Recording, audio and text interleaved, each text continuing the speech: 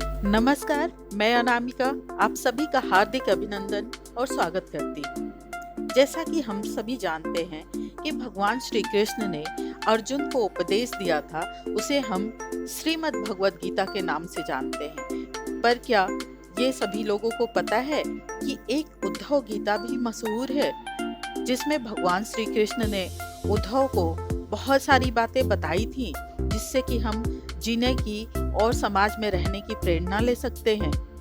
नहीं जानते हैं ना? आइए आज जानते हैं कि उद्धव गीता क्या है।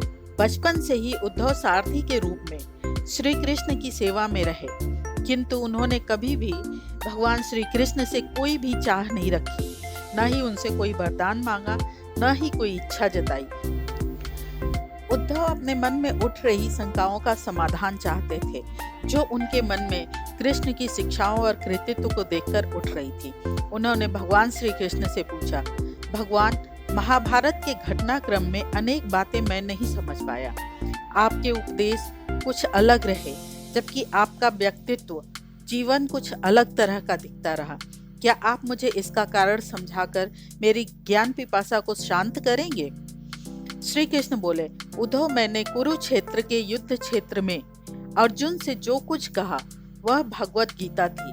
आज जो कुछ तुम जानना चाहोगे और उसका मैं जो उत्तर दूंगा वह उद्धव गीता के रूप में मानी जाएगी। इसी कारण मैंने तुम्हें यह अवसर दिया है, तुम बेझिझक पूछो।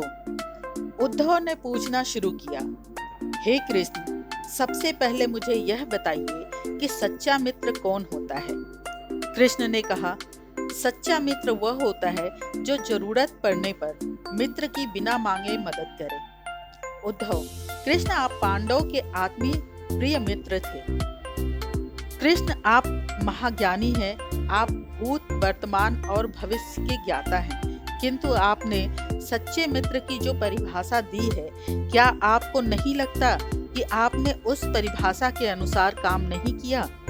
आपने धर्मराज युधिष्ठिर को जुआ खेलने से नहीं रोका।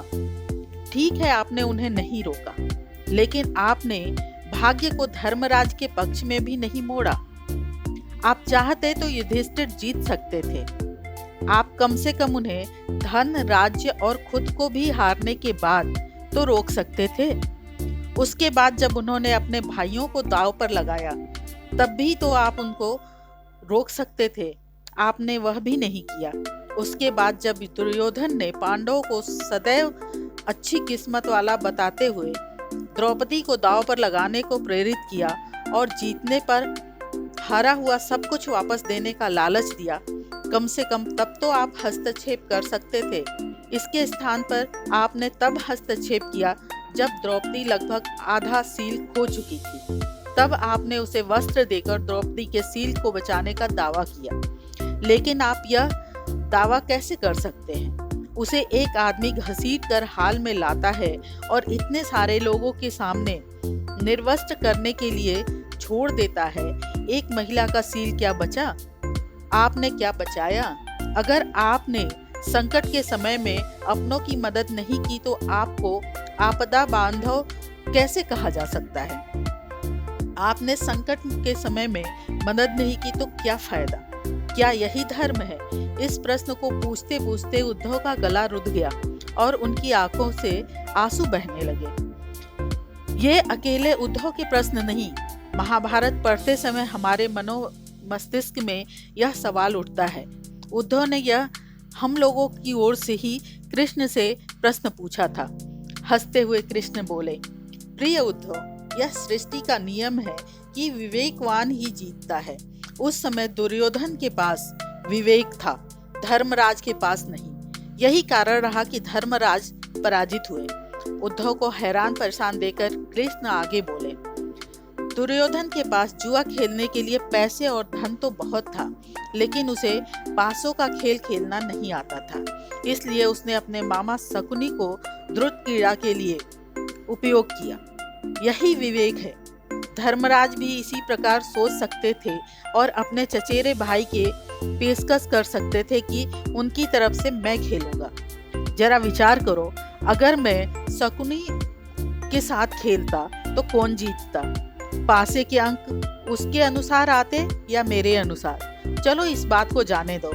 उन्होंने मुझे खेल में शामिल नहीं किया, इस बात के लिए उन्हें माफ किया जा सकता है, लेकिन उन्होंने विवेक शून्यता से एक और बड़ी गलती की। उन्होंने मुझसे प्रार्थना की कि मैं तब तक सभा कक्ष में न जाऊं जब तक कि वो मुझे बुलाए नहीं, क्योंकि वे अपने दुर्भाग्य से खेल मुझसे छुपकर खेलना चाहते थे। वे नहीं जानते थे कि मुझे मालूम पड़े कि वे जुआ खेल रहे हैं। इस प्रकार उन्होंने मुझे अपनी प्रार्थना से बांध दिया। मुझे सभा कक्ष में आने की अनुमति नहीं थी। इसके बाद भी मैं कक्ष के बाहर इंतजार कर रहा था कि कब कोई मुझे बुलाता है। भीम, अर्जुन, नकुल और सहदेव सब मुझे भूल गए और केवल अपने भाग्य और दुर्योधन को कोसते रहे। अपने भाई के आदेश पर जब दुशासन द्रौपदी के बाल पकड़कर घसीटता हुआ सभा कक्ष में लाया, वह अपनी सामर्थ्य के अनुसार जूझती रही। तब भी उसने मुझे नहीं पुकारा। उसकी बुद्धि तब जागृत हुई जब दुशासन ने उसे निर्वस्त्र करना प्रारंभ किया। जब उसने स्वयं पर निर्भरता छोड़कर हरि हरि अभय कृष्णा अभय की गुहार लगाई, तब मुझे उसके शील की रक्षा का अवसर मिला। जैसे ही मुझे पुकारा गया, मैं अविलंब पहुंच गया।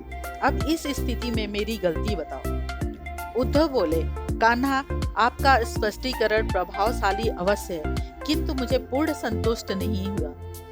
क्या मैं एक और प्रश्न पूछ सकता हूँ? कृष्ण की अनुमति से उद्धव ने पूछा। इसका अर्थ यह हुआ कि आप तभी आओगे जब आपको बुलाया जाएगा। क्या संकट से घिरे अपने भक्त की मदद करने आप स्वतः नहीं आओगे? कृष्ण मुस्कुराए। उद्धव, इस सृष्टि में हर एक का जीवन उसके स्वयं के कर्म फल के आधार पर संचालित होता है। न तो मैं इसे चलाता हूँ और न ही इसमें कोई हस्तक्षेप करता हूँ। मैं केवल एक साक्षी हूँ। मैं सदैव तुम्हारे नजदीक रहकर जो हो रहा है उसे देखता हूँ। यही ईश्वर का धर्म है। उद्धव बोले, वाह वाह, बहुत अच्छा कृष्ण। तो इसका अर्थ यह हुआ कि आप हमारे नजदीक खड़े रहकर हमारे सभी दुष्कर्मों का निरीक्षण करते रहेंगे। हम पाप पर पाप करते रहेंगे और आप हमें देखते रहेंगे। आप क्या चाहते हैं कि हम भूल करते रहें, पाप की गठरी बांधते रहें और उसका फल भुगतते रहें? उलाहना देते हुए उद्धव ने पूछा। तब भगवान श्री कृष्ण बोले, उद्धव, तुम शब्दों के गहरे अर्थ को समझो। जब तुम समझकर अनुभव कर लोगे तो मैं तुम्हारे नजदीक साक्षी के रूप में हर पल हूँ, तो क्या तुम कुछ भी गलत या बुरा कर सकोगे? तुम निश्चय रूप से कुछ भी बुरा नहीं कर सकोगे। जब तक तुम यह भूल जाते हो और यह समझने लगते हो कि मुझसे छुपकर कुछ भी कर सकते हो, तभी मुसीबत में फंसते हो। धर्मराज का अज्ञान यह था कि उसने माना कि वह मेरी जानकारी के बिना जुआ खेल सकता है। अगर उसने यह समझ लिया होता कि मैं प्रत्येक के साथ हर समय साक्षी रूप से उपस्थित हूँ, तो क्या वह खेल का रूप कुछ और नहीं होता? भक्ति के अभिभूत उद्धव मंत्रमुग्ध हो गए और बोले, प्रभु, कितना गहरा दर्शन, कितना महान सत्य। प्रार्थना और पूजा पाठ से ईश्वर को अपनी मदद के लिए बुलाना तो महज हमारी भावना और विश्वास है। जैसे ही हम यह विश्वास करना शुरू करते हैं कि उनके बिना कोई पत्ता भी नहीं हिल सकता, वो हमें देख रहे हैं, साक्षी के रूप में उनकी उपस्थिति महसूस होने लगती है। गड़बड़ तब होती है जब हम इसे भूलकर दुनियादारी में डूब जाते हैं। संपूर्ण श्रीमद् भगवत गीता में कृष्ण ने अर्जुन को इसी जीवन दर्शन का ज्ञान दिया है। सारथी का अर्थ है मार्गदर्शक। अर्जुन के लिए सारथी बने श्री कृष्ण वस्तुतः उनके मार्गदर्शक थे। वह स्वयं की सामर्थ्य से युद्ध नहीं कर पा रहा था, लेकिन जैसे ही उसे परम साक्षी के रूप में उनका एहसास हुआ, ईश्वर की चेतना में विलय हो गया। यह अनुभूति थी शुद्ध, पवित्र, प्रेममय, आनंदित सुप्रीम चेतना की। तत्त्वम असि, वह तुम ही हो।